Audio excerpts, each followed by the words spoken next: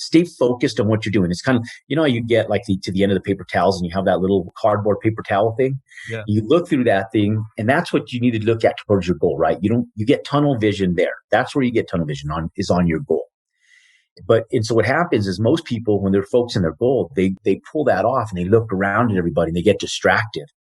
And so they don't ever focus enough to stay focused on that goal.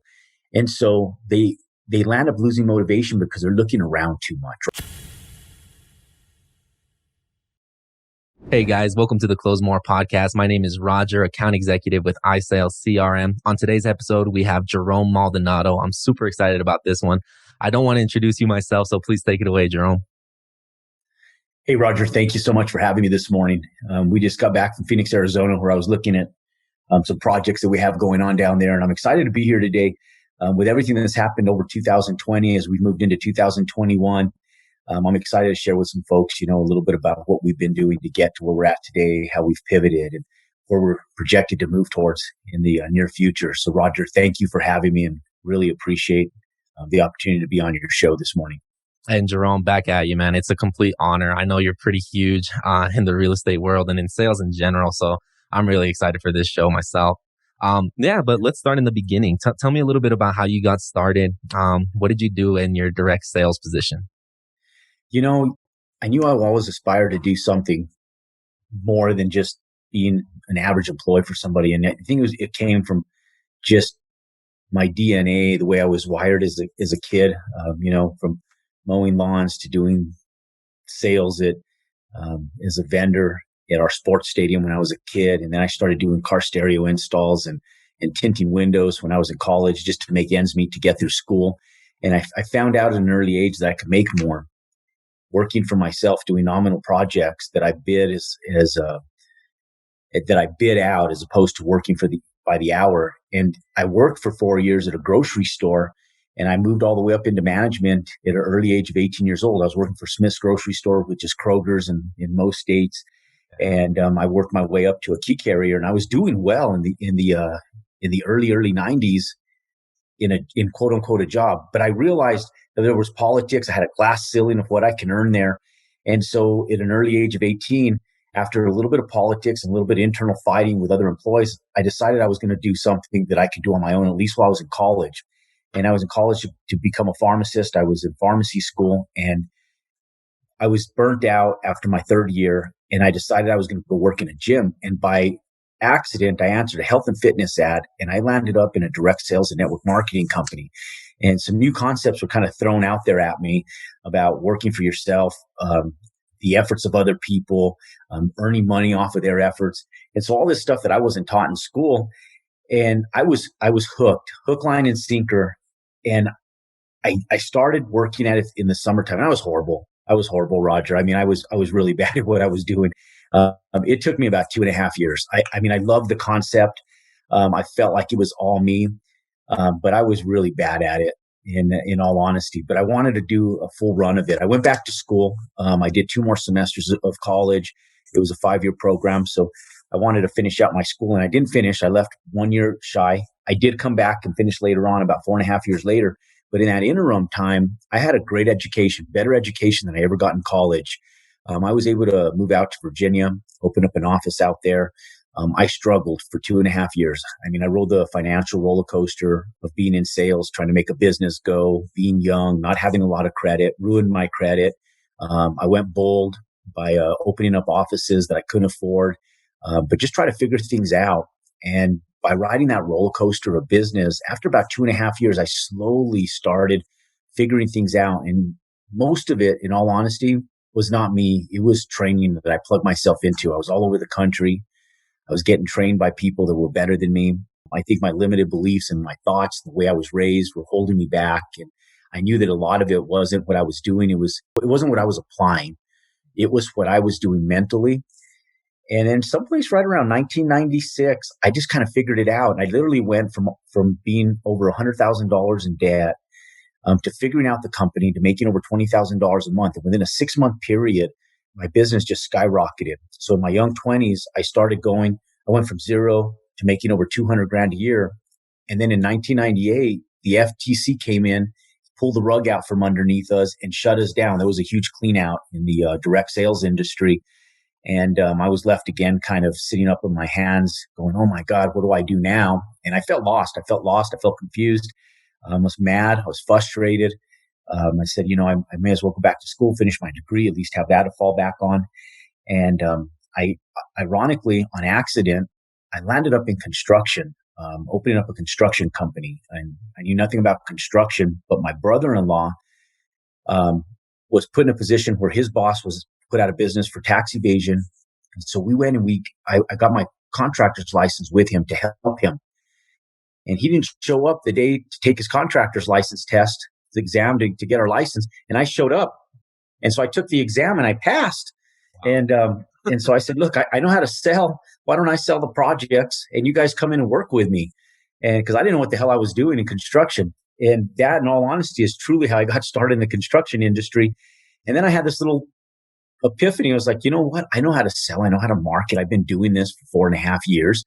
Why don't I just sell these things? And I was bold. I've had this attitude that I had nothing to lose and everything to gain. I felt like I'd already given everything I had to something and it was all taken away from me.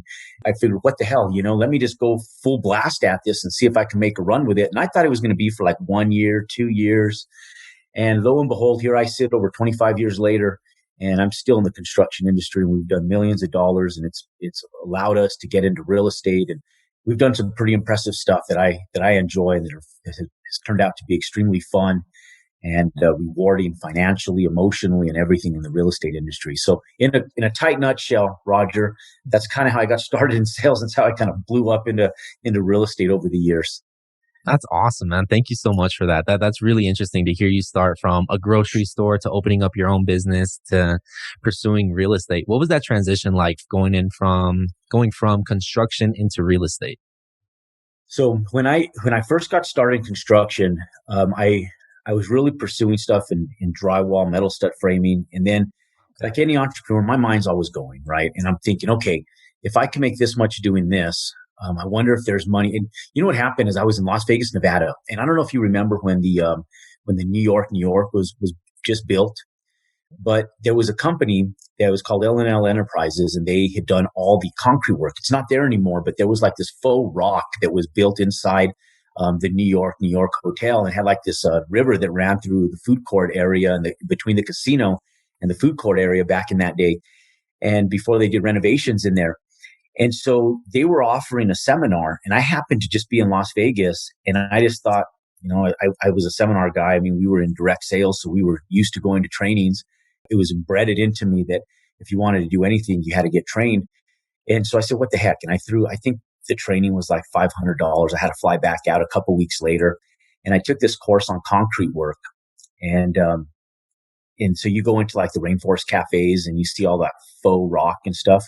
Yeah. Well, that's what we started doing all over the country. And then I started doing it in Arizona. And when I got to Arizona, we started doing stuff on the golf course on these houses that were just gorgeous beyond my personal comprehension at that time. They were just gorgeous. I remember walking these people's homes going, man, one day I'm going to have a house like this. I mean, and it was funny. I remember being inside and looking at the baseboard, and just the baseboard, how pronounced it was compared to just an average home because of how big and bulky and wood and how beautiful it was.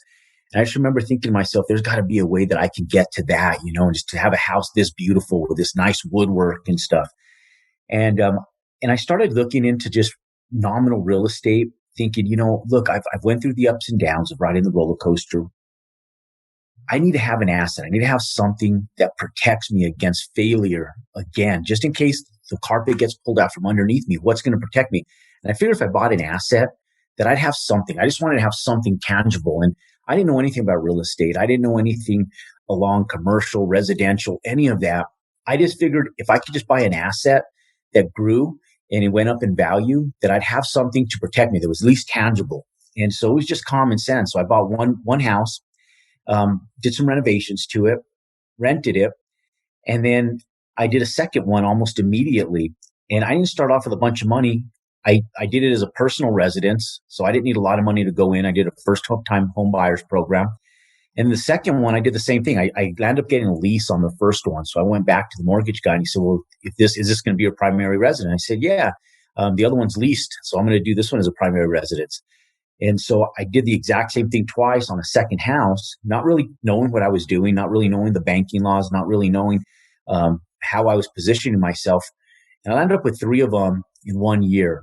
And then I started dealing with tenants, Roger, and I didn't like the residential tenants and the residential occupancy of dealing with the tenants at that time. I was busy running my business, and so much so that I started running it out of my own personal place, and my neighbors hated it, and they started hassling me. And so the true and honest to God, the way I got into commercial real estate is I was forced out of my house. They took me to court to get me out of my house from running my business out of my house because it wasn't zoned for commercial use. And I was bringing work trucks and tractors home and all this stuff. And so I knew I was going to be in a position where I was going to have to go out and get a commercial place. And so I started looking for a building.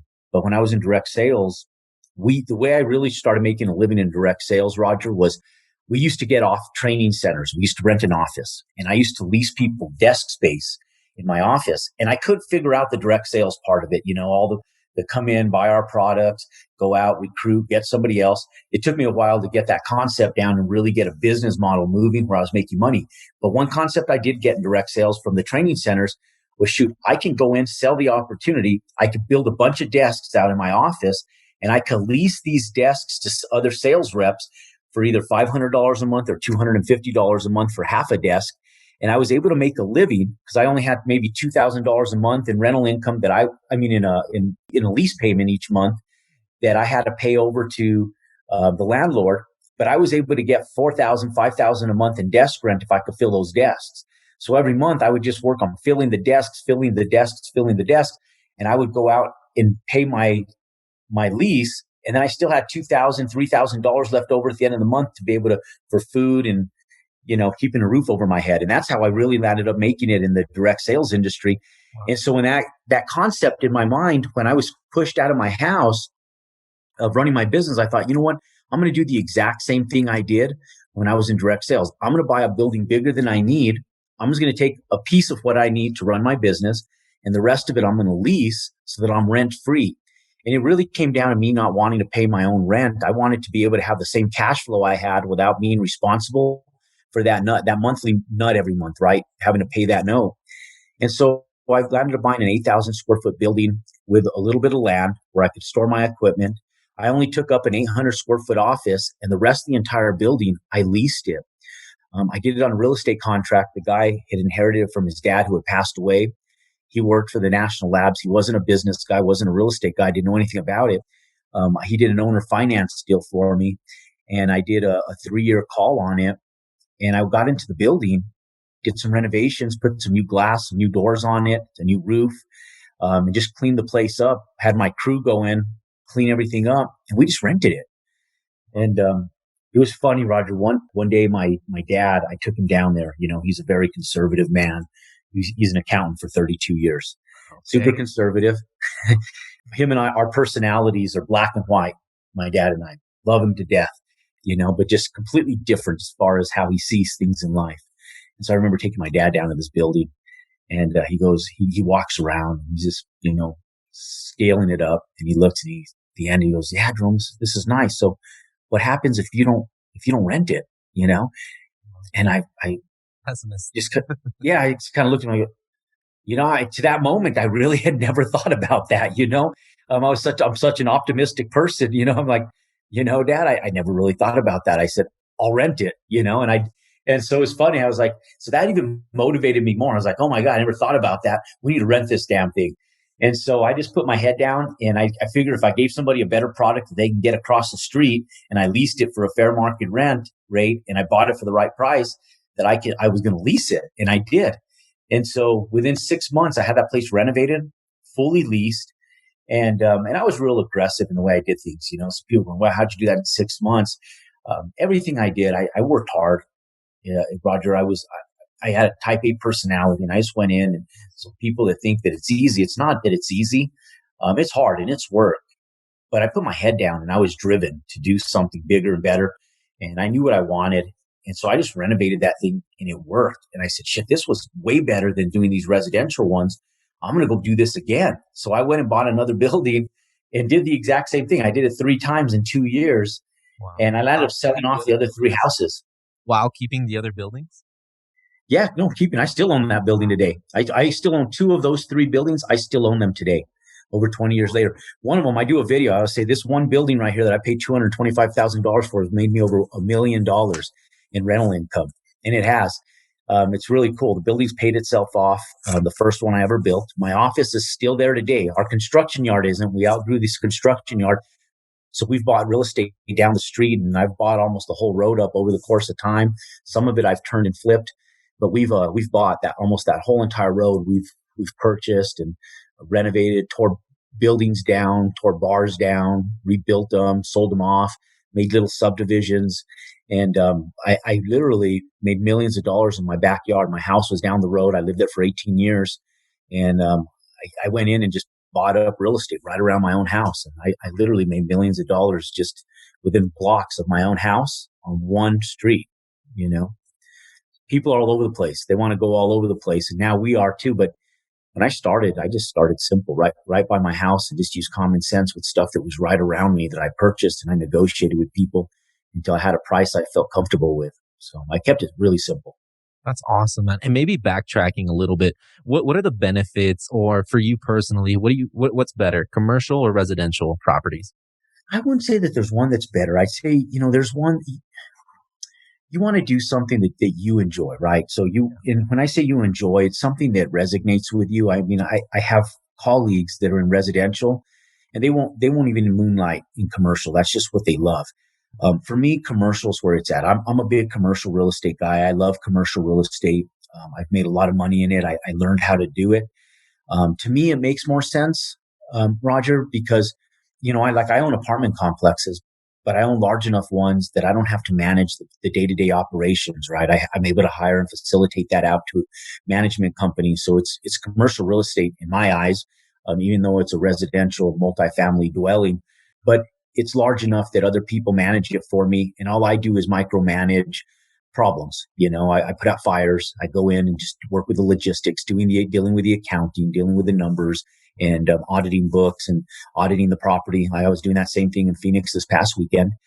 And I just go in and hold accountability for people more than anything. We manage accountability is what we do on those assets. But commercial real estate, like we're doing industrial warehouse right now, which is a huge move in the commercial market sector right now that we've been working on for 2 years, and people are kind of missing the boat on this stuff.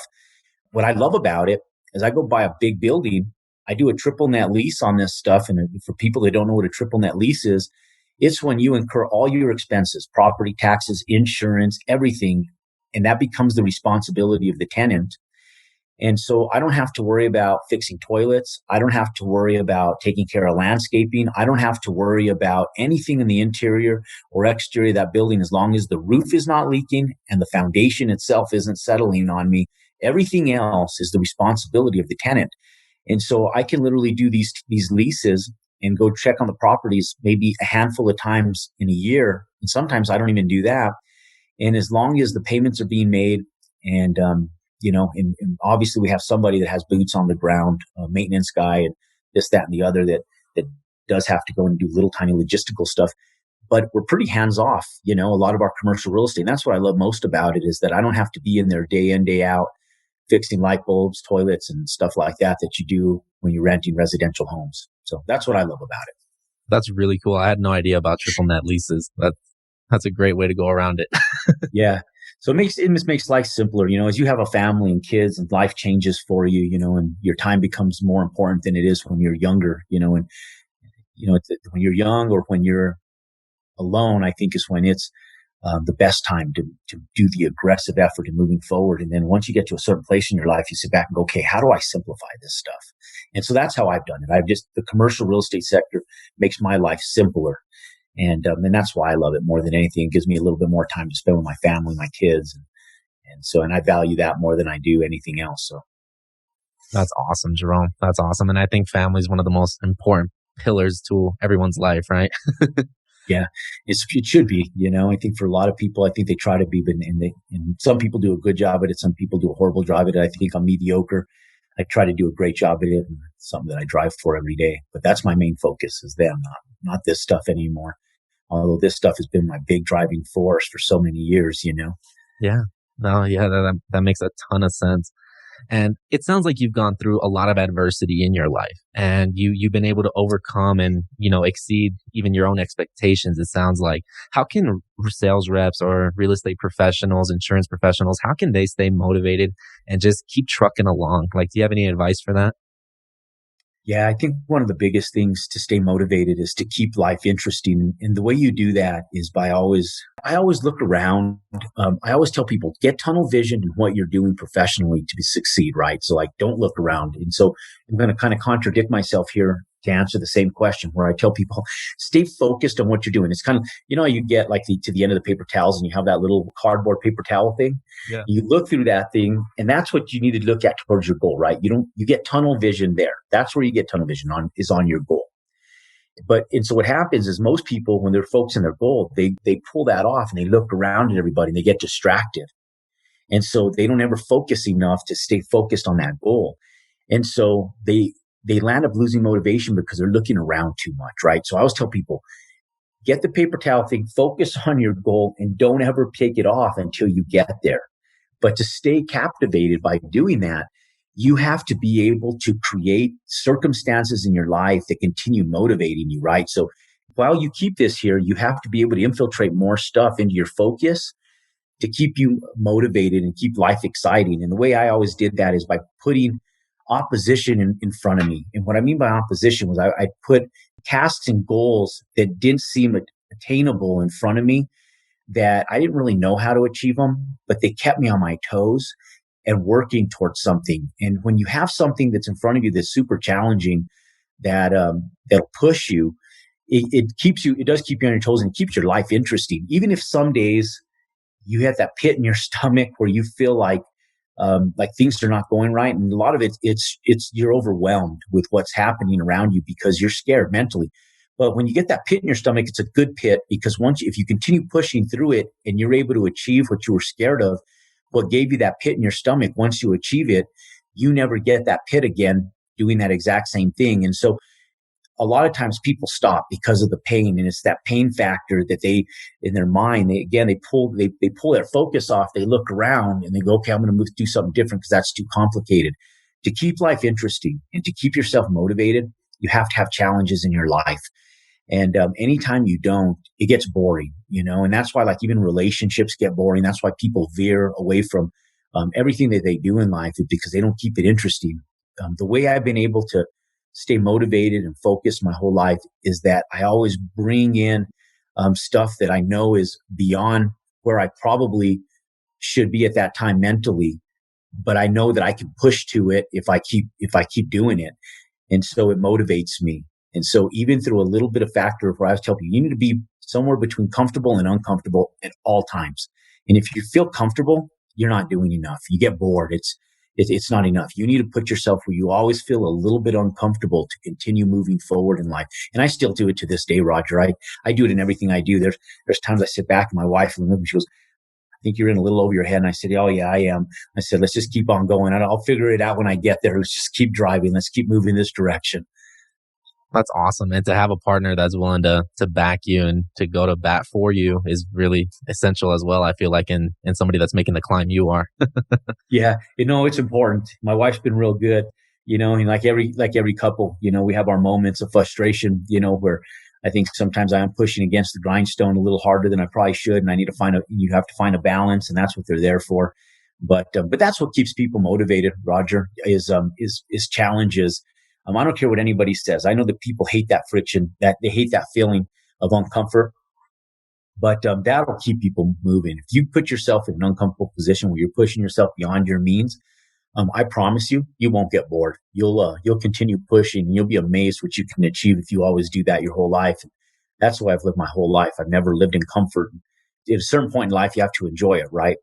So my wife always tells me, she goes, are you ever going to be at a point where we can enjoy all of this? And I tell her, oh yeah, we enjoy it, but it's just my personality, So I think that, you got to kind of push against friction a little bit to keep yourself excited in life. I think when you stop pushing up against that friction, is when you get bored and people get complacent, and that's where they lose their dreams, and that's where they just kind of give up, and they lose that motivation to drive forward on things.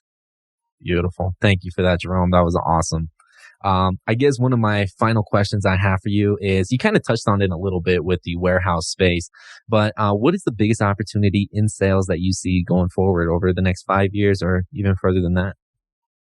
So, I mean, there's a lot of opportunity. I keep telling people when there's times of distress, there's opportunity. And in the next 5 years, there's going to be mass opportunity. You can work a business, Roger, your whole life and do extremely, extremely well at it, and I'm living proof that I started the business that I have today, and we have multiple of them. But I started in a time when there was an economic downturn, which was in the late 90s. And I remember people telling me, Jerome, the economy's not good right now. You're going to start a business. And I sat back and thought, well, shit's not good for me right now anyways. So, I mean, does it really matter? And, I go, there's really only one way that I can go from here, and that's up. I mean, I lost my opportunity. I didn't really have anything to go. And I just remember looking back, and I remember I made the most money at that time. I don't know if it was because it was a downturn in the economy or if it was because it was a downturn in my life that I was moving out of. But all I knew is that there was distress, whether it was personal distress or it was economic distress nationwide. There was distress and there was opportunity. Then when 2008 hit, Roger, we went through such a roller coaster ride at that point in time as well, that I was able to pivot out of what we had created mass stress for ourselves in regards to all the real estate that we had and everything that we were going through. And then the economic crisis hit. And so we were sitting back, forced to service debt on properties that we had that were under development. But what I did is I pivoted and I went to Phoenix and I started buying real estate out there, and it serviced my debt for me. And the assets that I created out there more than doubled my asset base in just a short 5 years. And it was a lot of work for 5 years. I won't sit here and tell people that it wasn't, but damn, we made so much revenue. Our asset base grew so much in that 5 years. I sit back and I go, okay, where can we get now? Now that I'm aware of this, like truly aware of what happened in that downturn, knowing that what the pandemic did, I've been telling people, do a 10-year deal. Put the effort that you would normally put into a 20-year career into 10 years. So take 20 years worth of effort, put it into 10 years, and take the next 10 years of your life, like with what's happening right now with the pandemic, find every distressed market sector you can and take advantage of it, because there needs to be somebody out there that cleans up the pieces. And so what I've been telling people is, look, the hospitality industry, it's taking a beating. We're buying hotels that are into financial distress. We're repositioning them into an asset class that's thriving. That's multifamily.